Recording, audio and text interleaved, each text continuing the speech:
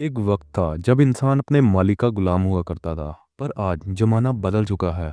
हमारे संविधान के पार्ट 3 के आर्टिकल 12 से 35 के तहत हमारे पास फंडामेंटल राइट है, जो हमें अपनी लाइफ को अपने अकॉर्डिंग जीने की आज़ादी देते हैं, ताकि जो किसी भी तरह की स्लेवरी को पूरे तरीके से खत्म किया जा सके। पर यहाँ एक कैच है, हम इससे सिर्फ फिजिकल स्लेवरी ही खत्म कर सकते हैं। क्या स्लेवरी की और भी टाइप होती हैं? पहले तो स्लेवरी का मतलब समझो।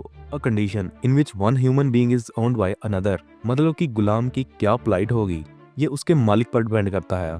ये तो होती है फिजिकल स्लेवरी, जिसमें एक गुलाम को पूरे तरीके से एक्सप्लॉइट किया जाता था। पर अब मार्केट में एक नए तरीके की स्लेवरी आई है, द वर्चुअल स्लेवरी। आप यकीन मानो या ना मानो, ये पुरानी वाली स्लेवरी से बहुत ही ज्यादा खतरनाक है, क्योंकि इसे हम खुद चूज करते हैं। लिटरली हम इसे खुद चूज करते हैं। इन शॉर्ट, पहले जंजीरें लोहे की हुआ करती थी, पर अब प्लास्टिक कार्ड की है, यानी कि credit cards, loans, EMI etcetera. ये है नए जमाने की जंजीरें, जो हमें हमेशा एक रेस में दौड़ा कर रखती हैं, मंथली ईएमआई की रेस। ऐसा हो भी क्यों ना, इंसान की जरूरतें ही बहुत बढ़ गई हैं। इस दिखावे भरी दुनिया में हर एक इंसान दूसरे से ऊंचा दिखना चाहता है, और इस शौक के चक्कर में वो चीजें लेने की ट्राई करता है जिनको वो अपनी करंट सैलरी से अफोर्ड नहीं कर सकता। पर यहाँ उनके लिए फरिश्ता बनकर आती है नो कॉस्ट ईएमआई, या कह लो क्रेडिट कार्ड्स, जिससे अब हर मंथ में उनकी सैलरी के छोटे से पार्ट से वो चीजें अब अफोर्डेबल हो जाती है। ये कितनी अच्छी चीज है ना। पर ये तो सिर्फ शुरुआत होती है। अब जैसे ही क्रेडिट कार्ड की परचेसिंग पावर की लिमिट बढ़ने लगती है, तो हम और चीजें लेने की ट्राई करते हैं, और जिससे ये ईएमआई का बर्डन और बढ़ता है।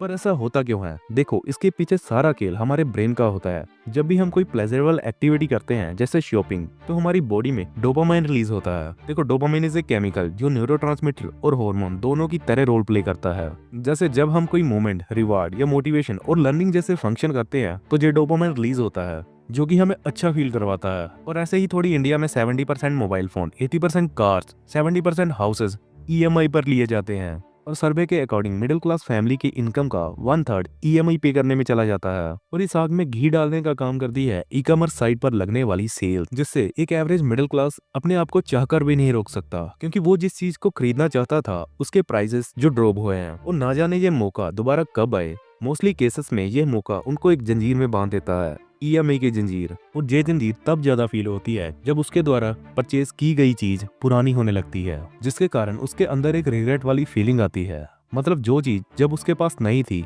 वो उसके बारे में सोचकर एक्साइटेड फील कर रहा था, पर जैसे ही उसने उस चीज को परचेज किया, तो मंथ के बाद उसका सारा एक्साइटमेंट चला जाता है। मतलब ये बात तो हमारी लाइफ के सभी सर्कमस्टांसेस में अप्लाई होती है। समझो भाई, इस मिस्ट्री को समझो, ये सारा खेल डोपामाइन का है।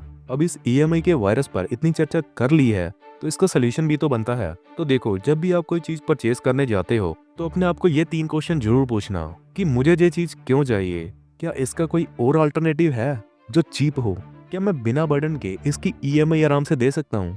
तो आज की वीडियो हम यहीं खत्म करते हैं, और कमेंट सेक्शन में जरूर बताना कि आपको ये वीडियो कैसी लगी, और सब्सक्राइब करना या ना करना ये आपकी मर्जी।